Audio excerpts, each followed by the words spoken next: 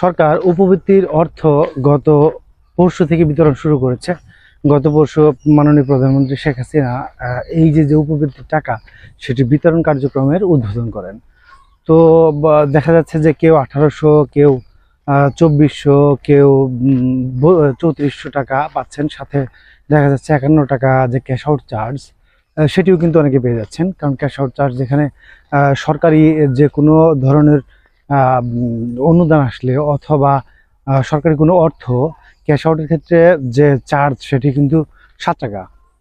তো 400 হয়ে দিচ্ছে, অনেকে মনে করছে যে 51 টাকা আবার অতিরিক্ত কেন আসছে। তো আসলে ওটি মূলত চার্জের জন্য, উত্তোলন করার ক্ষেত্রে যে চার্জ, সে চার্জটা সহ।